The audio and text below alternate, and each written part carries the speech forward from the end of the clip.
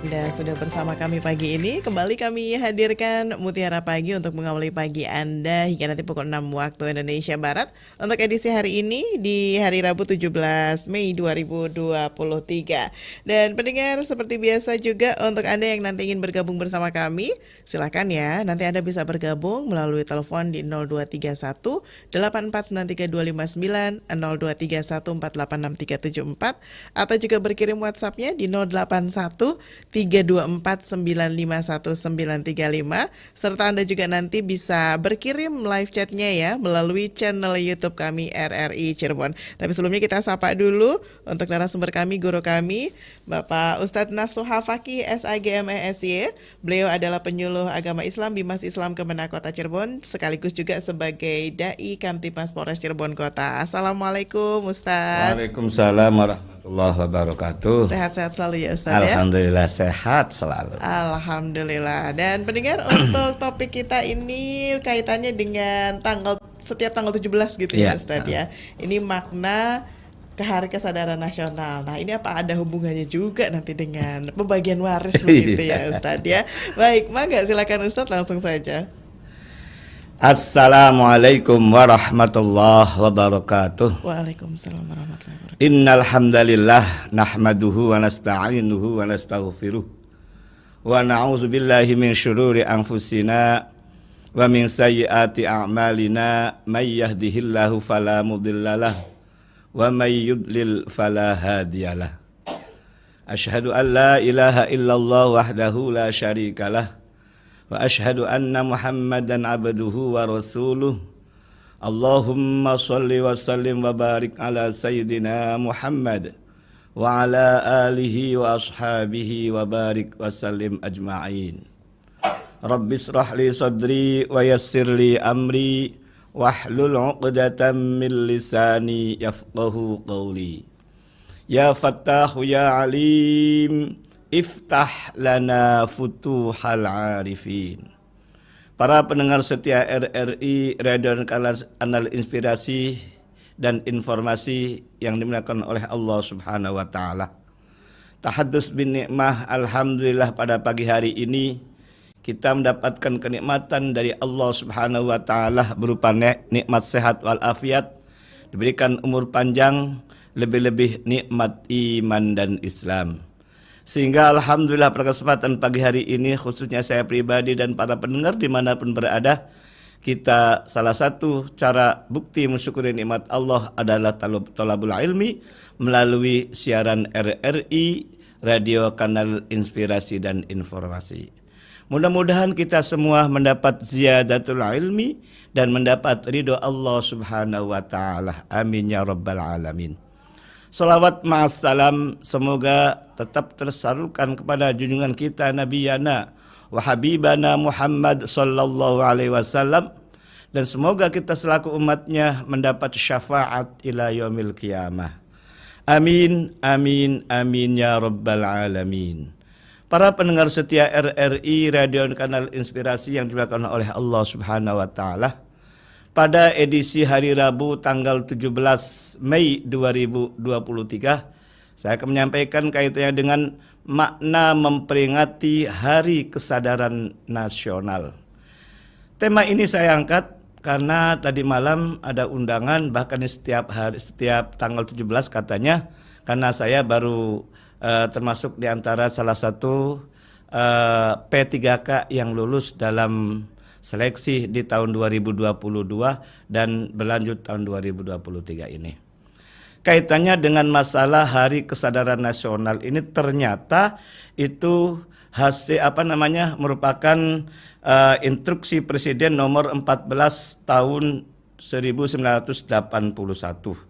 yakni tentang penyelenggaraan upacara pengibaran bendera merah putih kaitannya dengan khususnya masalah ASN.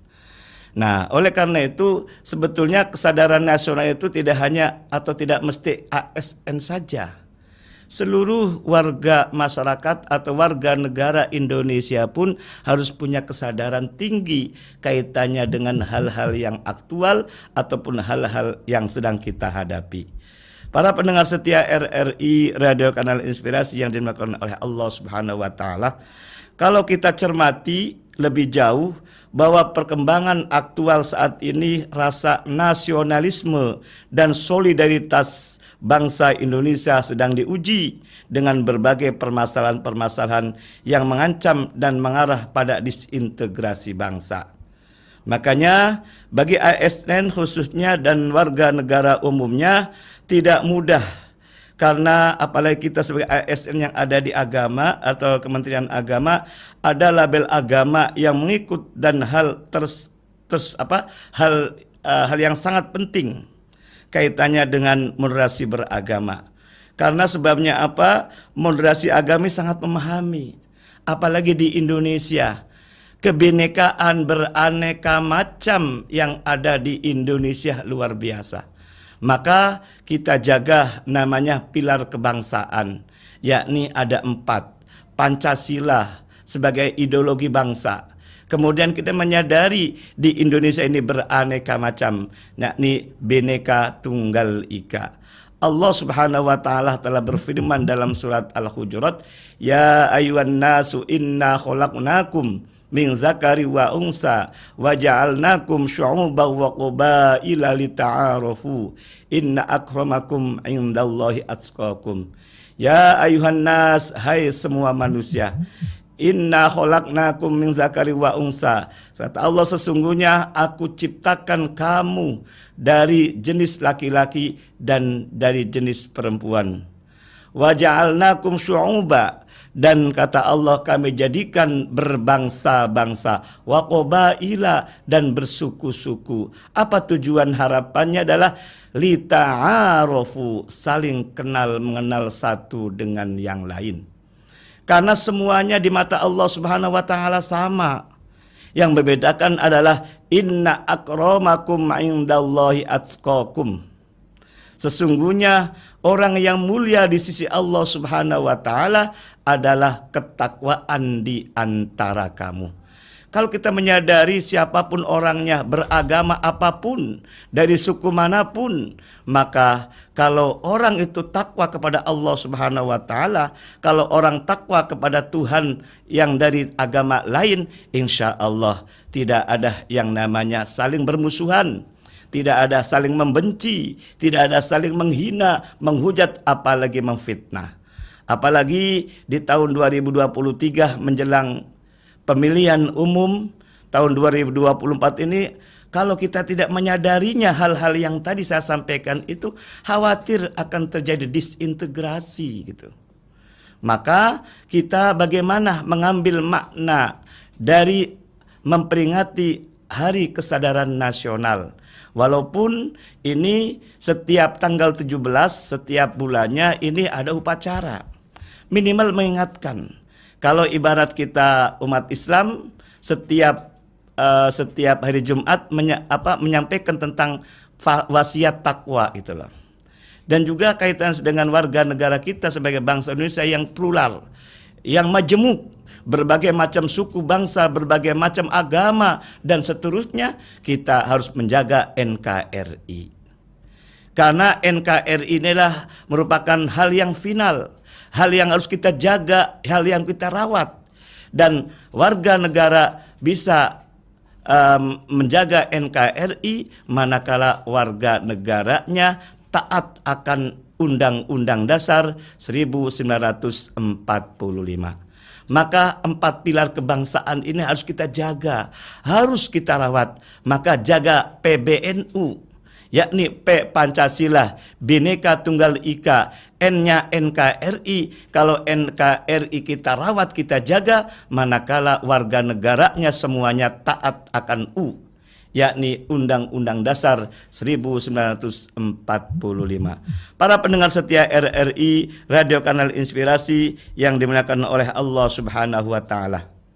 Maka kalau kita menyadari khususnya kaitannya dengan masalah bab waris atau harta peninggalan kedua orang tua, insya Allah khususnya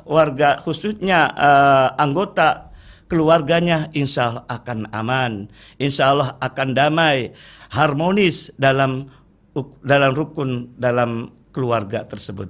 Karena saya berulang-ulang setiap saat momentum menyampaikan masalah pembagian harta waris, insya Allah Mbak Lisma juga masih ingat, yang paling susah adalah menyadarinya, kan gitu. Masalah pembagian menurut saya bagus, Bapak, mudah gitu loh. Walaupun masalah pembagian waris itu ada hitung-hitungannya. Ada angkanya bukan angka normal tapi angka pecahan, yakni setengah, sepertiga, seperempat, seperenam, seperdelapan, 2/3. Yang kadang-kadang orang tidak menyadarinya itu adalah prinsip utama.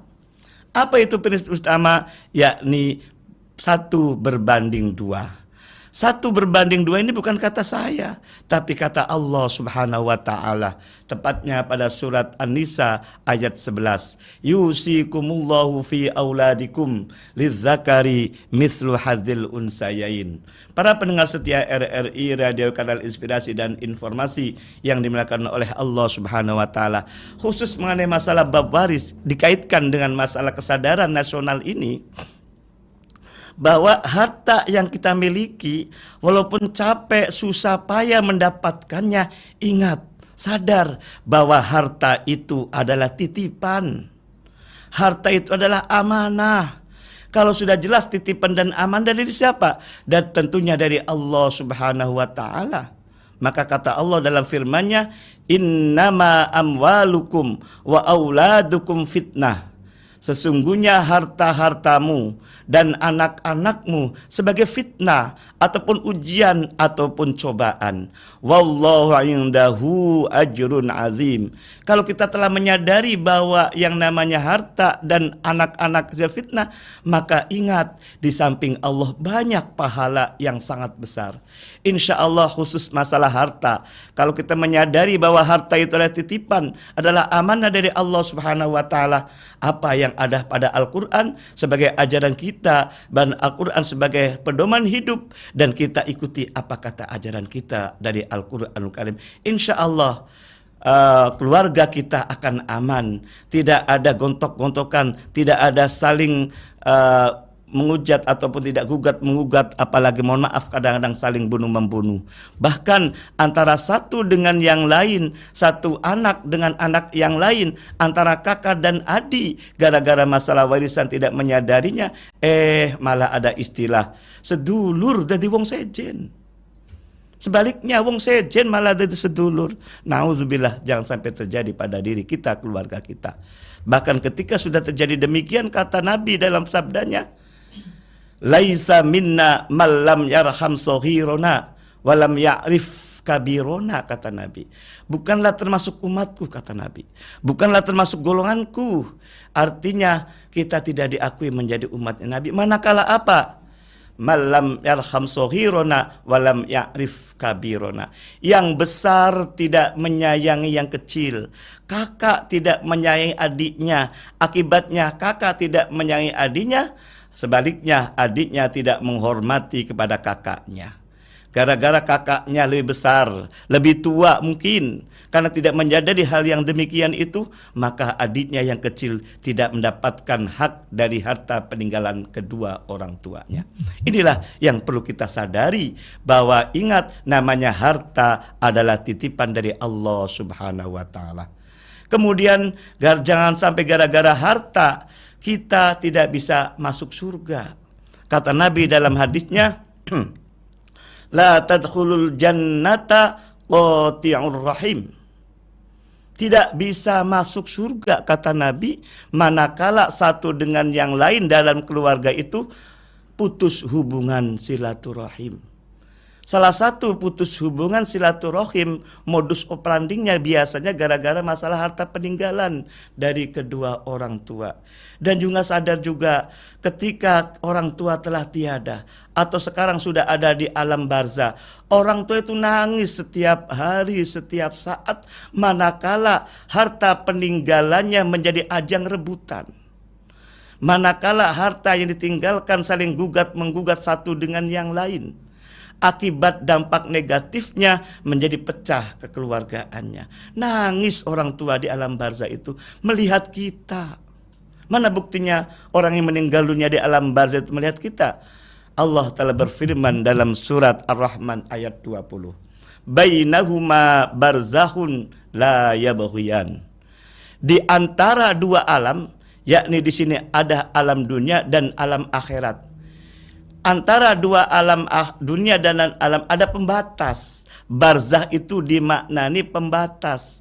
Kalau ada pembatas, la yabghiyan, tidak bisa dilalui, tidak bisa ditembus. Tetapi alam barzah, kata Profesor Dr. Quraish Shihab dalam tafsirnya kitab Al-Misbah, dikatakan barzah itu pembatasnya bagaikan dindingnya dinding kaca.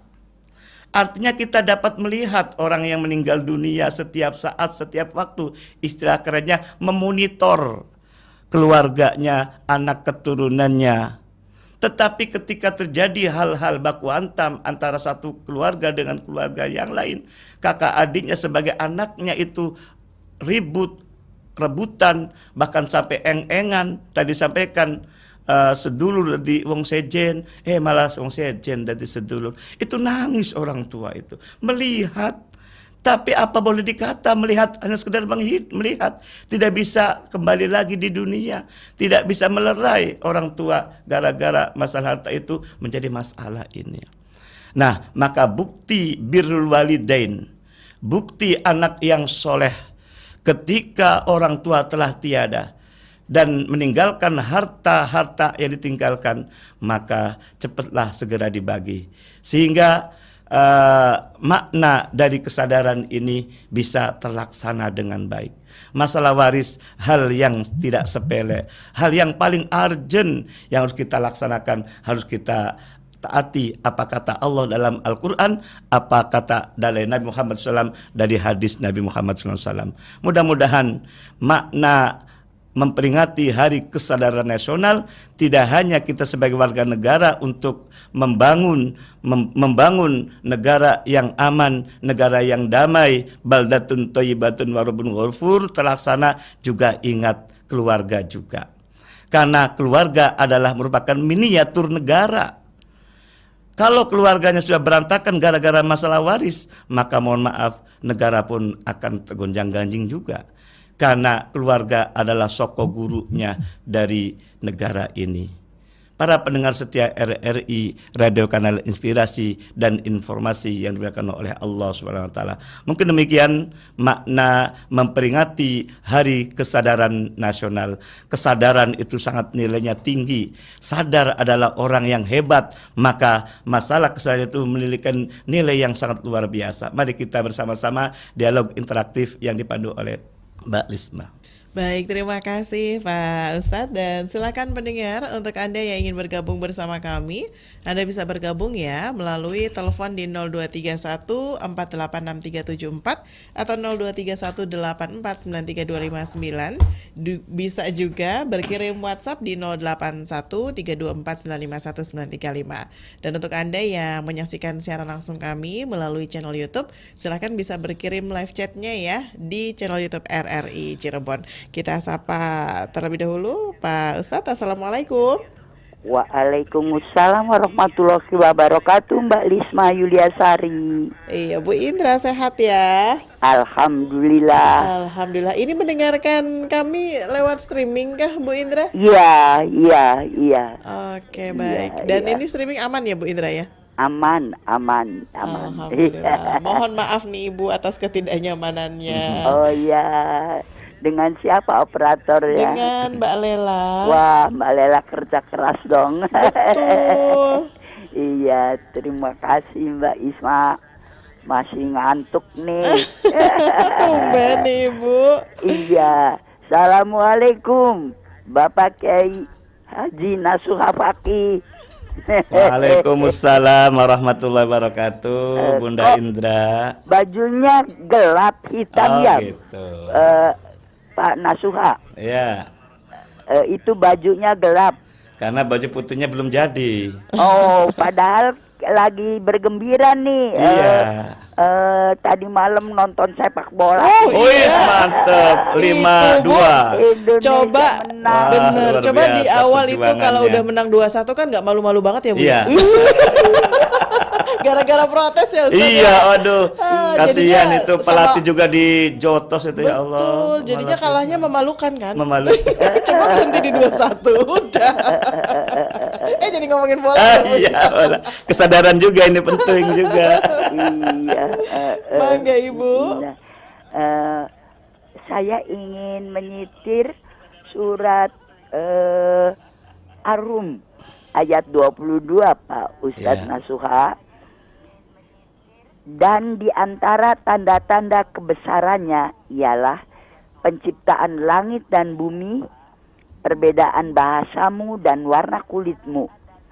Sungguh pada yang demikian itu benar-benar terdapat tanda-tanda bagi orang-orang yang mengetahui.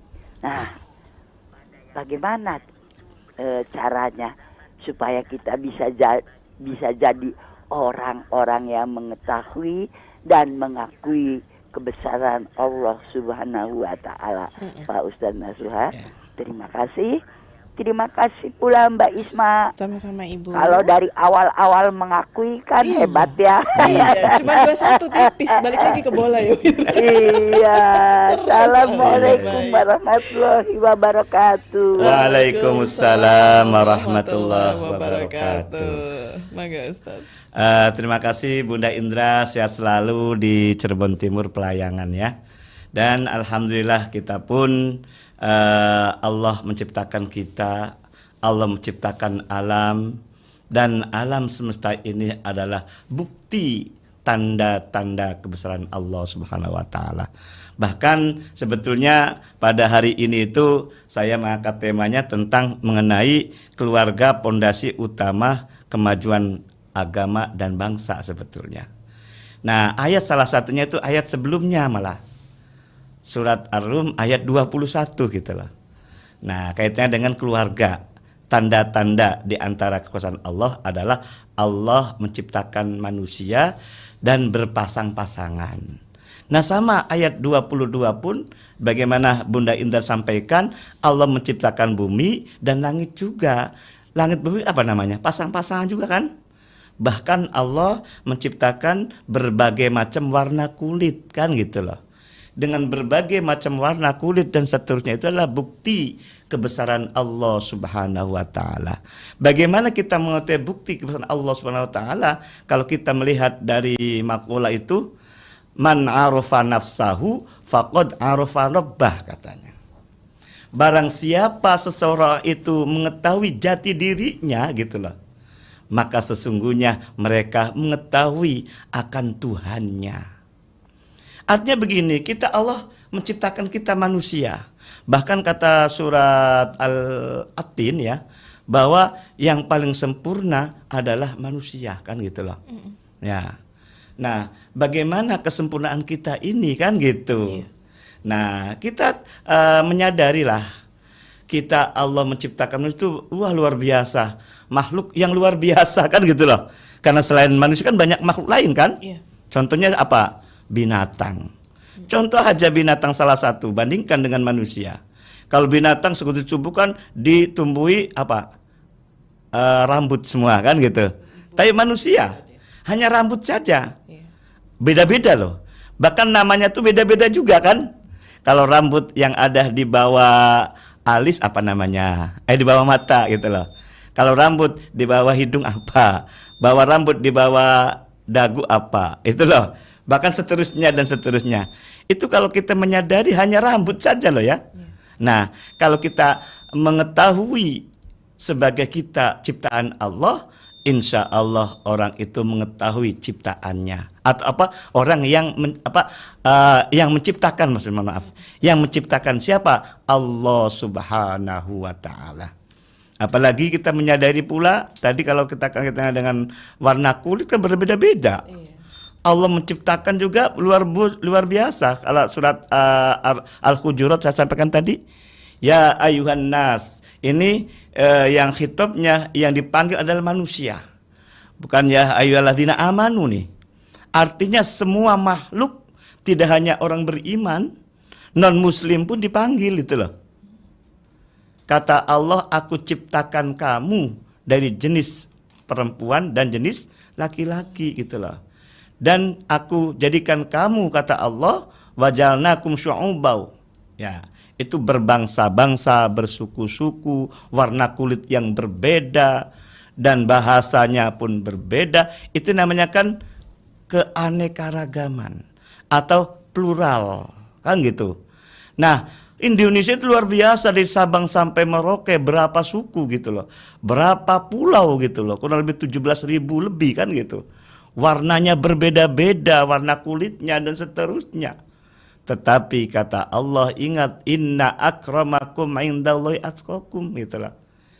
Yang mulia di sisi Allah hanya orang-orang yang bertakwa. Nah, inilah harus kita menyadari demikian. Maka makna dari kebesaran Allah Subhanahu wa taala, karena orang tersebut memahami jati diri kita. Man arafa nafsahu faqad arafa rabbah. Barang siapa memahami atas jati dirinya, atas dirinya sendiri itu dengan penuh keyakinan tentunya, maka orang itu akan mengetahui Tuhannya mereka. Demikian. Baik, terima kasih Ustadz, dan silakan pendengar untuk Anda yang ingin bergabung bersama kami.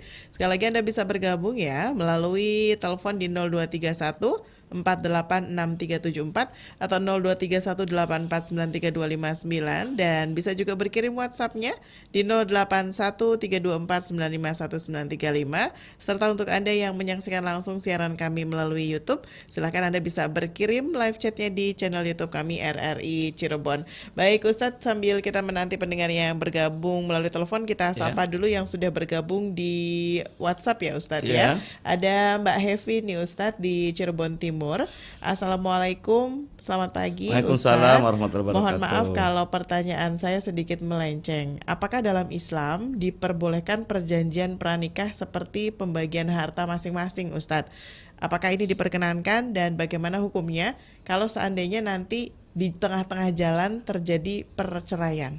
Apakah kemudian hukum pranikah ini masih tetap berlaku? Terima kasih.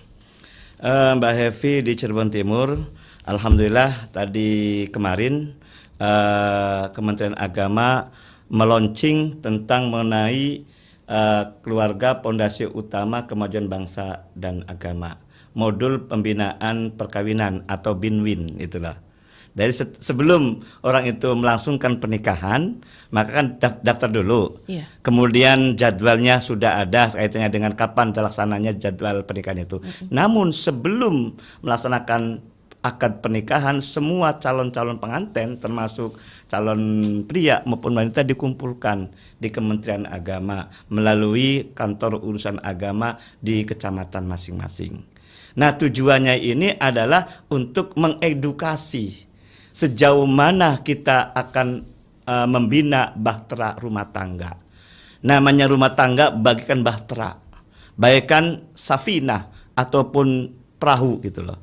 Karena namanya perahu di tengah lautan kan luar biasa, badai, ombak dan seterusnya. Dan tidak jauh berbeda masalah pernikahan. Banyak rintangan dan hambatan, ujian dan cobaan gitu loh.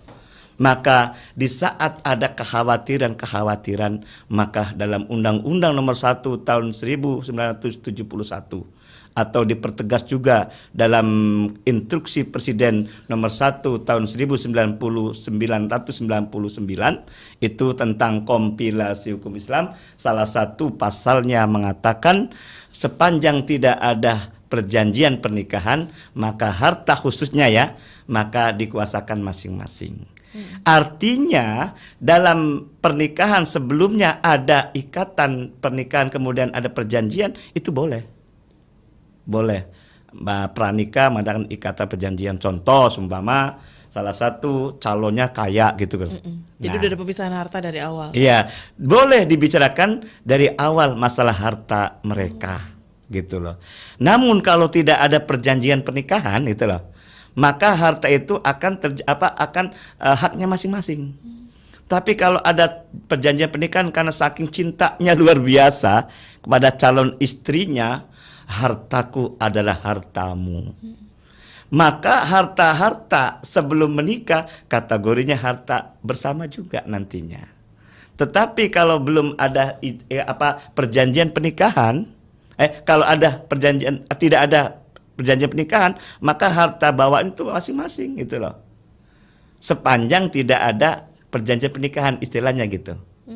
Nah, tetapi kalau ada perjanjian pernikahan dipisahkan terlebih dahulu atau termasuk walaupun kita dalam pernikahan tapi ketika sudah mendapatkan rizki setelah menikah, ya seumpama suami punya kerjaan dalam salah satu diktum perjanjian itu, maka miliknya seumpama. Kekhawatiran tadi kalau di tengah jalan ada perceraian kan, kemudian istri karena ASN sih masalahnya seumpama ini, sementara ASN kan dapat harta banyak kan dari tiap bulannya, dibuat perjanjian termasuk harta yang didapat oleh istri pun hak miliknya seumpama gampangannya. Nah maka kalau ada perjanjian pernikahan itu boleh dilaksanakan. Gitu. Karena ada undang-undangnya mengatur demikian. Kalau undang-undangnya sepertinya demikian, sepanjang tidak ada perjanjian pernikahan, maka harta-hartanya milik pasangan masing-masing. Tetapi kalau setelah menikah, itu harta bersama, sebenarnya gitu. Padahal harta bersama pun itu otomatis entah cerai mati atau cerai hidup, itu masing-masing kan. Artinya dibagi apa? Dibagi dua. Nggak ada masalah sebetulnya kan, tapi untuk menjaga kan gitu loh. Maka negara hadir dalam hal ini undang-undang. Negara hadir dalam ini adalah instruksi Presiden nomor 1 tahun 91 tentang kompilasi hukum Islam. Maka ketika kita NKRI terjaga, kerukunan dalam keluarga kita terjaga, ya ingat kan gitu loh. Apa-nya? Undang-undang dasar. Maka 4 pilar kebangsaan inilah harus kita sadari, harus kita pahami betul.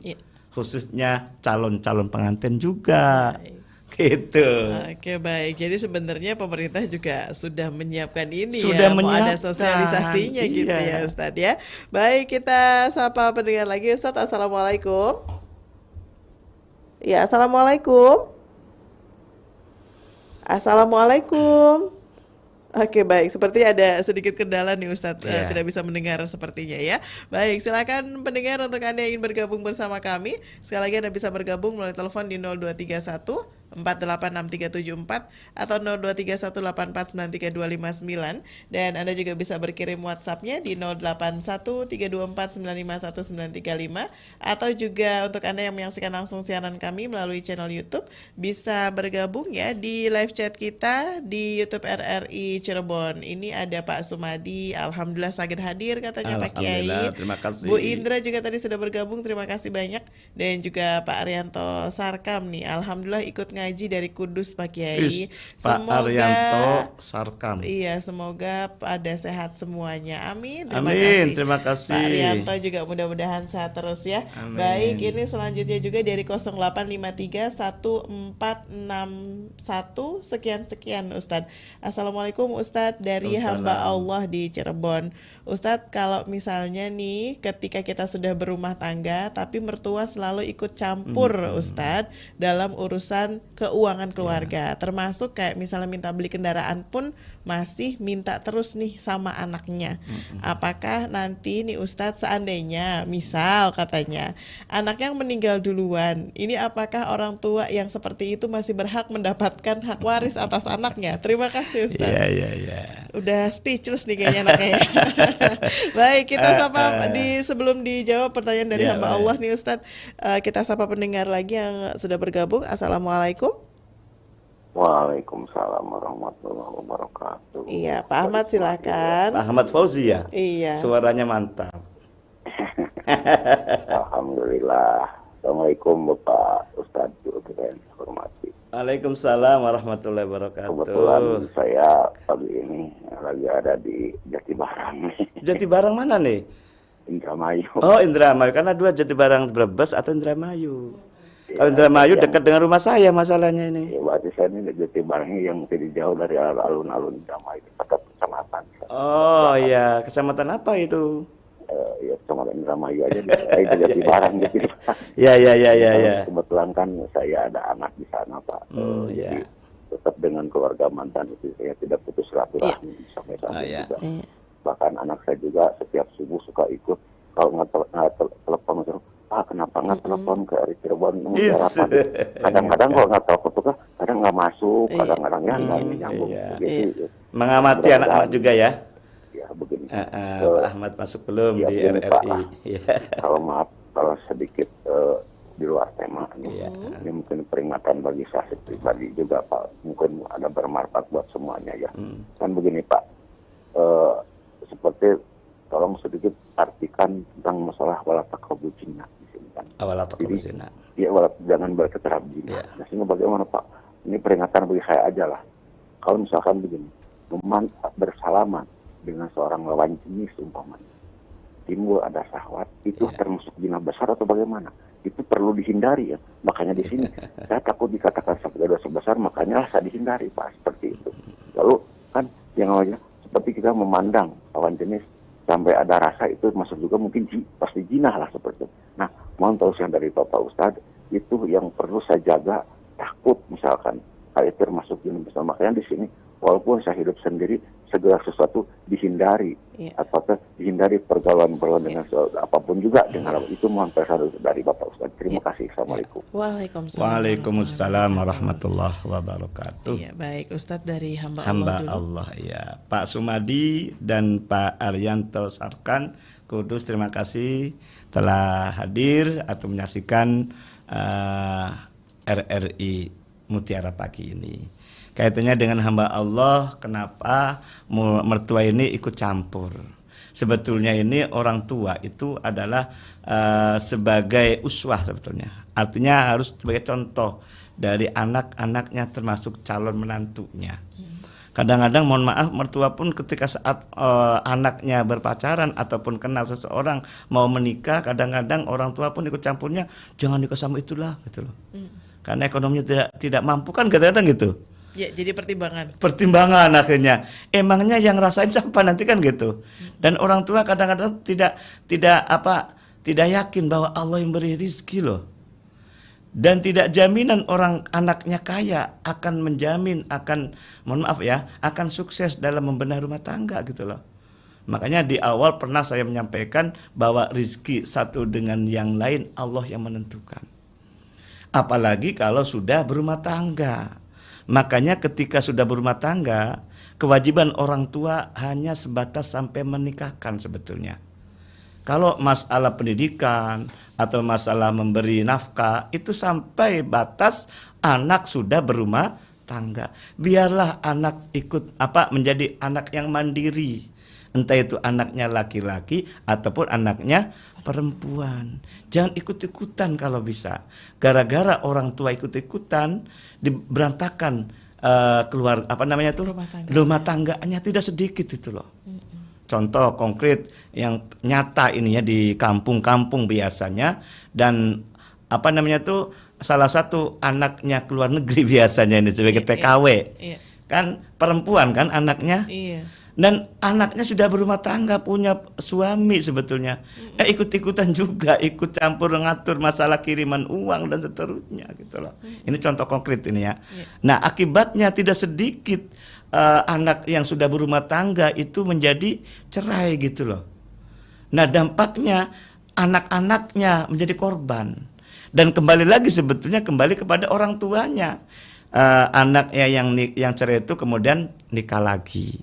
Kan anaknya lagi kan akan ikut sama nenek kakeknya, itu dampak negatif salah satu demikian. Nah, kembali kepada masalah apakah ketika anaknya meninggal ya, kemudian dapat hak waris enggak? Sementara orang tua itu waktu hidupnya itu ngerepotin terus kan gitu. Iya. Tetap yang namanya salah satu anaknya meninggal dunia, entah orang tuanya minta-minta terus sama anak ataupun tidak, tetap hukum waris berlaku. Sepanjang tidak ada mawani'ul irsi, sepanjang tidak ada hal-hal yang menghalangi saling mewarisi. Apa yang menghalangi saling mewarisi? Pertama, karena beda agama. Masih sama agamanya enggak? Kalau masih, tetap dapat hak orang tua dari anaknya yang meninggal dunia. Yang kedua, akibat dari membunuh. Mohon maaf, seumpama orang tua membunuh anak. Anaknya kaya, bagaimana caranya supaya dapat miliknya semua gitu Mama. Atau kesel anaknya Atau kesel ngasih-ngasih. anaknya nggak ngasih-ngasih, minta sering gitu kan ngasih. Mohon maaf, Iya, itu misalnya, Ustaz. menjadi batal, penghalang dari hak warisnya. Sepanjang tidak hal yang tadi, itu tetap dapat hak. Apalagi orang tua ya. Iya. Ya harus dikasihani. Betul. Gitu loh. Inilah adalah bentuk birrul walidain, anak terhadap orang tua saat orang tua masih hidup. Malah kebalik kadang-kadang gitu loh. Orang tua yang luar biasa sayang kepada anak, saking sayangnya semuanya harta diberikan semua, juga salah gitu loh. Maka juga supaya jangan salah orang tua ke anak ngasih, atau sebaliknya anak ngasih ke orang tua jangan salah, kembali kepada Al-Quran, kembali kepada hadis Nabi. Insya Allah kalau kembali semuanya, entah anak sama orang tua ikut taat pada Al-Quran sebagai taat kepada Allah, taat kepada hadis Nabi sebagai taat kepada Rasulullah, insya Allah yudkhilhu jannatin tajri min tahtihal anharu khalidina fiha. Di dunia pun akan bahagia. Amin. Surganya. Apalagi di akhirat, innallaha la yukhliful mi'ad. Sesungguhnya Allah tidak akan mengingkari janji-janjinya. Karena orang itu menaati kepada Allah dalam Al-Quran, orang tersebut mentaati dari hadis nabinya, dari Rasulullah SAW. Jangan ibarat hal-hal yang sifatnya duniawi kita bikin hukum masing-masing gitu loh. Contoh masalah warisan dan seterusnya, itu sudah diatur semua. Kembali lagi kesimpulannya bahwa orang tua tetap dapat hak waris kalau anaknya telah meninggal dunia, meninggalkan harta, walaupun orang tua minta dan seterusnya. Demikian. Baik, terima kasih Ustadz. Dan ini pertanyaan dari Pak Ahmad Fauzi. Iya, selamat berjalan-jalan di Jati Barang. Saya di Juntinyuat, ya tetanggaan lah gitulah. Kaitannya dengan memaknai wala taqrabuz zina. Janganlah kamu mendekati zina. Zina secara itu adalah intercourse ibaratnya. Anak muda demikian. Ya, pusat dalam itu ada itu atau hubungan antara laki dan perempuan di luar nikah. Tetapi tidak hanya itu saja, jangan mendekati zina itu. Kalau dicontohkan oleh Pak Ahmad Fauzi ini, salaman saja itu ada getaran magnetnya, syahwatnya naik katanya. Apalagi bertatap muka, kan pandangan mata kan menjadi apa kan gitu loh. Makanya jauh di mata, dekat di hati, kadang-kadang demikian. Nah, artinya hal-hal yang sifatnya menimbulkan nafsu birahi maka hindari. Bahkan kata Nabi, jangan kamu berduaan antara lawan jenis, ingat yang tiganya adalah setan. Kan gitu. Maka hati-hatilah dalam berpacaran. Walaupun dalam konsep pacaran Islam tidak ada. Tidak boleh ya Ustaz ya. Ya. Nah, itu. Tetapi boleh namanya saling mengenal satu dengan yang lain. Kita bisa kenal kan, kita bisa kawin kan karena kenal dulu. Bahkan istilah lagi kan witing trisno jalalan soko kulino kan gitu. Nah, tetapi ketika sudah pacaran jangan terlalu lama-lama. Ketika sudah dipinang jangan lama-lama. Khawatir nanti tidak menjadi jodohnya atau khawatir akan menjadi timbul masalah-masalah.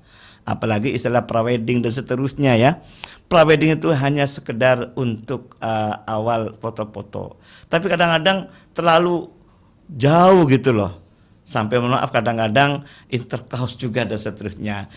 Matching, casing dan seterusnya. Ini istilah anak gaul nih. Saya pernah jadi anak muda sih masih jadi tahu istilah-istilah itu. Nah, gitu. Nah, mating dan seterusnya ya tadi ya. Jadi gitu. Jadi kita hati-hati dalam hal pandang memandang antara lawan jenis. Kata Nabi secara umum saja tadi dikatakan jangan berduaan lawan jenis. Ingat yang satunya adalah setan. Setan ini menggoda kita. Supaya apa? Supaya setan ada temannya di neraka nanti kan gitu. Gara-gara kita perzinaan itu menjadi dosa besar. Kalau dosa besar ya ujung-ujungnya akan masuk neraka. Nauzubillah summa nauzubillah. Ya, demikian. Iya, Ustaz, ini sayang sekali waktunya tinggal sedikit lagi. Sebagai penutup, maka silakan Ustaz. Para pendengar setia RRI Radio Kanal Inspirasi dan informasi di mana berada, mari kita menyadari apapun yang ada di hadapan kita, termasuk NKRI, disintegrasi kita jauhi, apalagi di dunia menjelang di Indonesia menjelang tahun pemilihan umum. Hindari yang namanya provokatif, hindari namanya ujaran-ujaran kebencian, karena untung di Indonesia ada undang-undang ITE. Nah, ini jejak digital kita akan dilacak dan seterusnya. Mari kita bersama-sama jaga NKRI. Mudah-mudahan dengan jaga NKRI kita selamat semua. Ingat, di mata Allah yang mulia hanya takwanya. Mudah-mudahan apa yang saya sampaikan ini dapat bermanfaat dan bisa kita laksanakan bersama. Kurang lebihnya walafu minkum. Wassalamualaikum warahmatullahi wabarakatuh. Waalaikumsalam warahmatullahi wabarakatuh. Ustadz Nasuha Fakih, SAGMESY, yang merupakan penyuluh agama Islam Bimas Islam Kemenak Kota Cirebon, sekaligus juga Dai Kamtipmas Polres Cirebon Kota. Sekali lagi terima kasih Ustadz. Dan pendengar, tanpa terasa hingga di sini kebersamaan kami menemani Anda dalam sajian Mutiara Pagi kali ini. Terima kasih untuk kebersamaannya. Semoga perjumpaan kita semakin memperkuat keimanan kita kepada Allah Subhanahu wa taala. Amin amin ya rabbal alamin. Kami cukupkan sajian Mutiara Pagi kali ini. Terima kasih. Wassalamualaikum warahmatullahi wabarakatuh.